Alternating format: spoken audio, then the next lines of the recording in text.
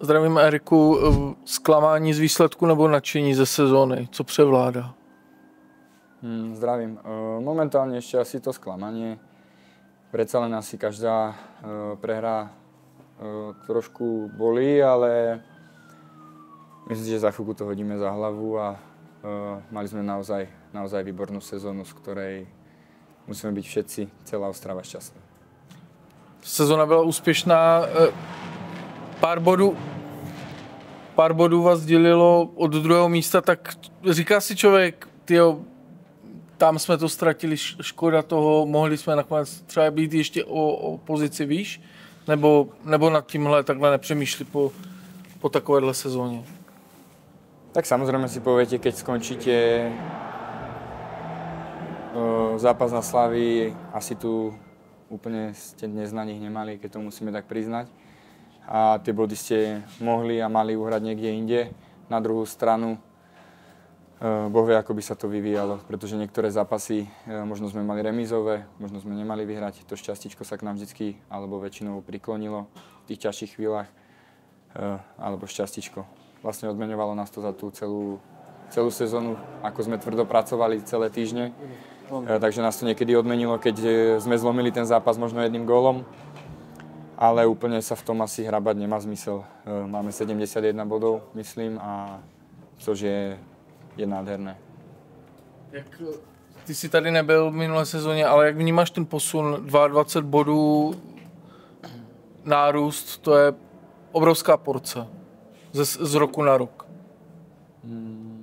Ako som povedal, ja si pamätám, som so 40 bodmi išiel do nadstavby, myslím, s Bohemkou a hrali sme so 40 bodmi Európu. Takže 71 bodov je niečo, čo by asi nikto tomu neveril, keby poviete, že budeme mať po konci sezóny 71 bodov a stačí vám to až v úvodzovkách na 3. miesto. Vidíte, kam sa tá liga posúva, že je rok od roka ťažšia a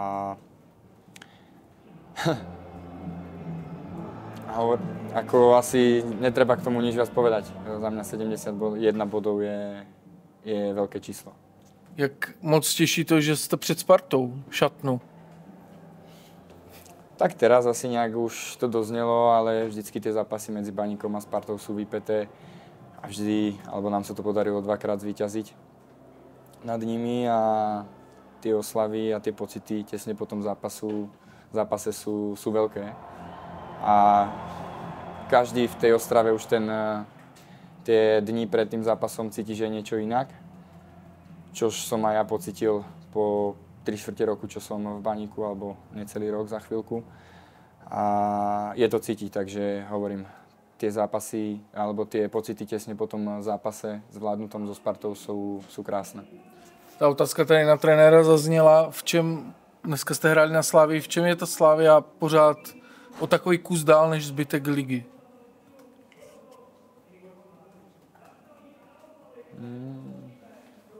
Asi ťažko sa mi bude na to odpovedať. Ja naozaj neviem, čím sú ďalej. Asi rozpočtom sú určite ďalej. Môžu si dovoliť, koho chcú. Môžem si povedať, na koho si ukážu, tak toho si môžu zobrať. Takže tých najlepších hráčov z tej Českej ligy, alebo aj tých lepších líg si vyberajú práve oni. A na druhú stranu sú to skúsení hráči, ktorí hrajú rok čo rok európske súťaže. Sú takisto celkom dlho pospolu, jak trénerský štáb, tak niektoré to gro, čo robí veľmi veľa a im gratulujem k zisku titulu a asi právom po tej jazde, čo zažili celú sezónu.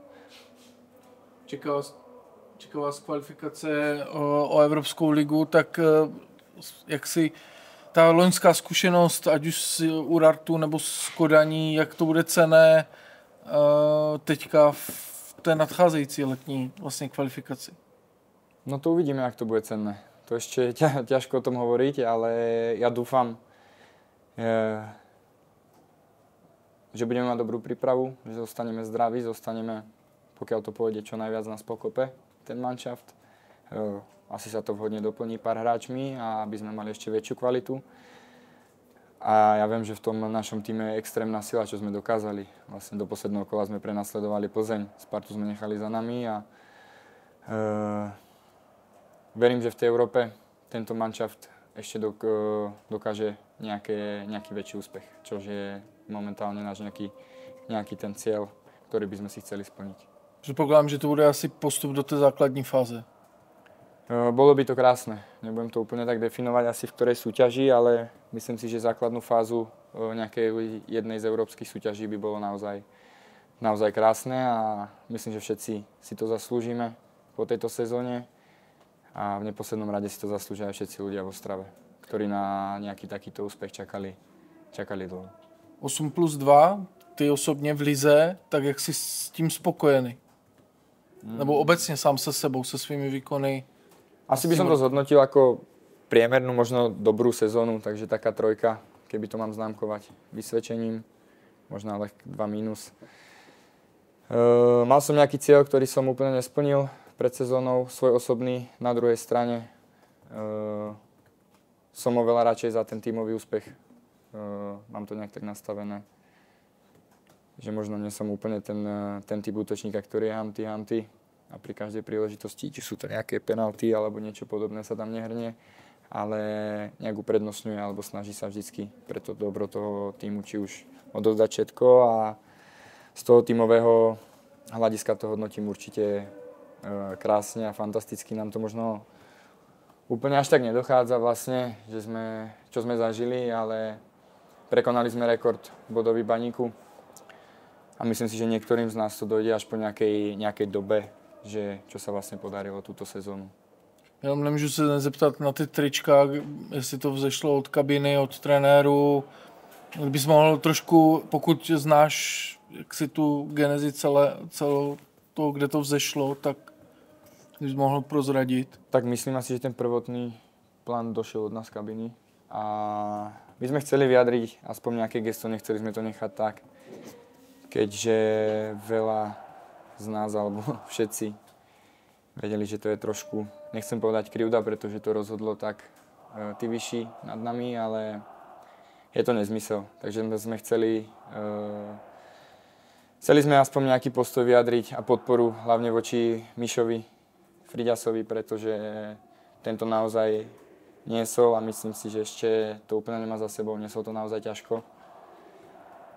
Jednak si hrozne vyčítal to, že nás oslabil v tom pohári a že sme kvôli nemu vlastne ako keby nepostúpili, čo je úplná hovadina, ale mal to nejak tak v sebe, myslím, že ešte sa cestou úplne neprekusol, takže sme mu chceli vyjadriť podporu a